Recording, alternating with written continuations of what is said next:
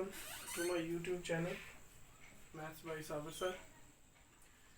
हमने बहुत सारा पहला लेसन भी पढ़ लिया था और दूसरे लेसन भी पढ़ लिया था और तीसरे लेसन का भी हमने आधा पोर्शन कर लिया हुआ है। हमने थोड़ा सा पहली एक्सरसाइज कर ली थी ग्राफ वाली और आज हम करेंगे दूसरी एक्सरसाइज। तो एक्सरसाइज 3.2 पढ़ने से पहले, ये तीसरा चैप्टर स्टार्ट किया मैंने। एक्सरसाइज 3.2 पढ़ने से पहले आपको कुछ बेसिक चीज़ें जो है उसके रिलेटेड आ जानी चाहिए। जैसा कि जब मैंने आपको चैप्टर स्टार्ट किया था तो मैंने आपको पढ़ाया था कि linear equation in two variable. मैं एक एग्जांपल लिखता हूँ a1x ax। मैं एक एग्जांपल लिखता हूँ ax by plus c equal to 0। मैंने एक इक्वेशन लिखी है linear equation in two variable की। अब जो linear equation in two variable है वो ग्राफ में एक लाइन को रिप्रेजेंट करता है। ये सब मैंने आपको समझाया हुआ है, ठीक है। Linear equation in two variable क्या करता है, ग्राफ में एक लाइन को रिप्रेजेंट करता है। अब ये बात आपके दिमाग में होगी तभी आपको ये सब समझ आएगा जितना मैंने लिखा है। तो linear equation in two variable graph में एक लाइन को रिप्रेजेंट करती है। अब मैं क्या करने लगा हूं, मुझे यहाँ पर दो pair of linear equation in two variable लेने।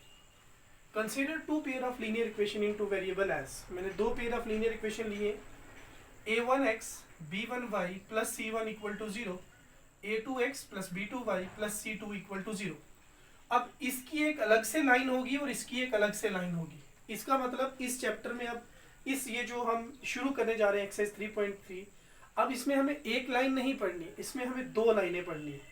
अब आपको पता है कि जो दो लाइनें होती हैं या तो वो किसी एक पॉइंट पर इंटरसेक्ट होती हैं जो उनका कॉमन पॉइंट होता है, जो उनका सॉल्यूशन होता है, या वो आपस में पैरेलल रहती हैं और या वो आपस में ओवरलैप करती हैं। ओवरलैप मतलब ये हुआ कि एक के ऊपर दूसरी।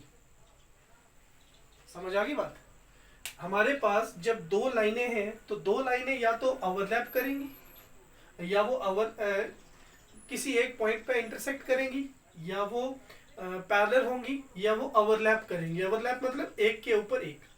जैसे ये मेरे पास दो लाइनें, अब या तो ये किसी एक पॉइंट पर इंटरसेक्ट करेंगी, वही कॉमन पॉइंट होगा और वही इनका सॉल्यूशन होगा, या वो पैरेलल होंगी या वो ओवरलैप करेंगी, मतलब एक के ऊपर एक होगा। चलो देखो एक के ऊपर दूसरा।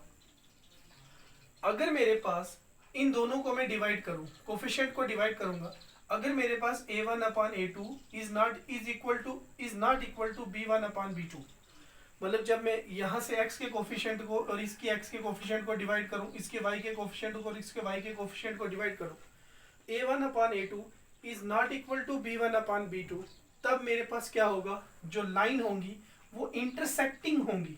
क्या होगा, अगर a1 upon a2 is not equal to b1 upon b2, तब जो लाइन होंगी वो इंटरसेक्टिंग होंगी, पहली बात। और जो जब लाइन इंटरसेक्ट करती है तो उनका जो सॉल्यूशन होता है वो यूनिक सॉल्यूशन होता है। अभी बताया कि किसी एक कॉमन पॉइंट पे इंटरसेक्ट करेंगी और वही कॉमन पॉइंट उनका क्या होगा, सॉल्यूशन होगा।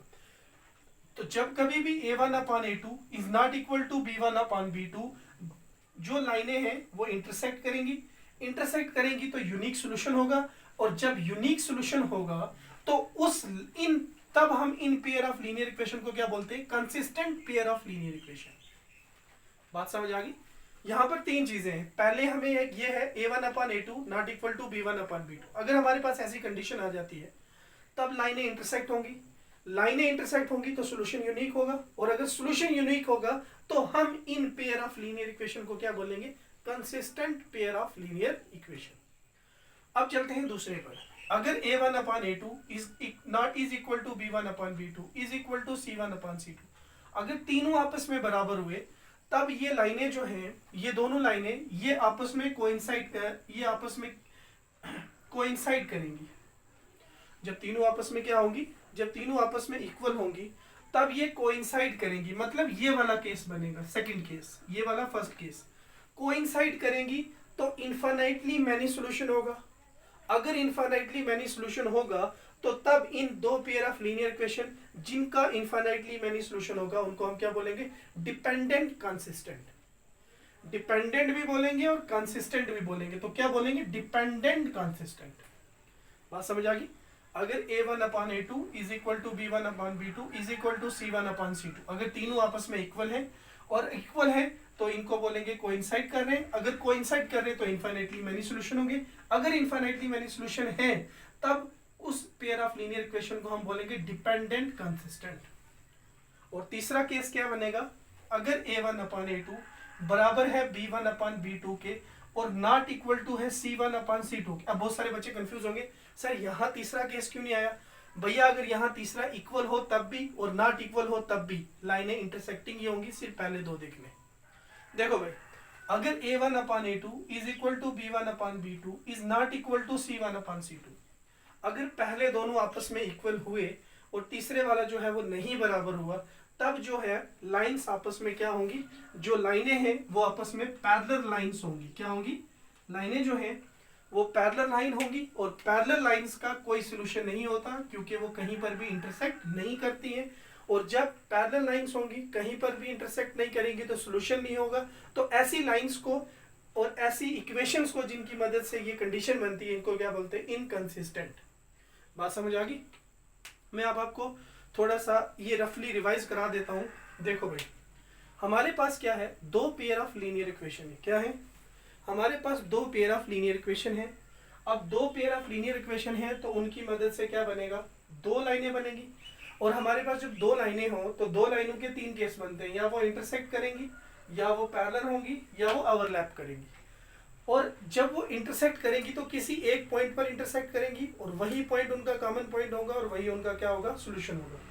और जब वो किसी एक पॉइंट पर इंटरसेक्ट करेंगी तो कंडीशन ये बनेगी, a1/a2, मतलब जब आप कोफिशिएंट को डिवाइड करोगे, a1/a2 is not equal to b1/b2।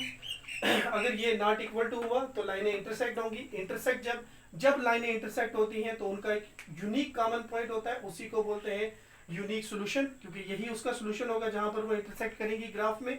और ऐसी लाइंस को हम क्या बोलते हैं? Consistent line.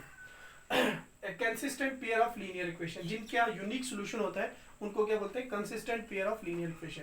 और अगर a1/a2 is equal to b1/b2 equal to c1/c2 हुआ, इसको बोलते हैं कोइंसाइड। कोइंसाइड करती हैं ये लाइनें, और कोइंसाइड करती हैं तो इनफाइनाइटली मैनी सॉल्यूशन। और ऐसी लाइन जो कोइंसाइड करती हैं जिनका इनफाइनाइटली मैनी सॉल्यूशन होता है, ऐसी लाइन को हम बोलते हैं dependent consistent pair of linear equation. और अगर a1/a2 is equal to b1/b2 but not equal to c1/c2, अगर तीसरे के बराबर नहीं होता है, ऐसी लाइंस को हम पैरेलल लाइंस बोलते हैं। और पैरेलल लाइन जो है वो कभी भी आपस में इंटरसेक्ट नहीं करती है। जैसे ये पैरेलल लाइंस है, इनका कोई इंटरसेक्टिंग पॉइंट नहीं है, तो इसका मतलब इनका होगा नो सॉल्यूशन। और ऐसी लाइंस को हम क्या बोलते हैं? इनकंसिस्टेंट। तो ये था कुछ बेसिक एक्सरसाइज 3.2 का। तो अगले लेक्चर में हम करेंगे इसके question. Thank you so much.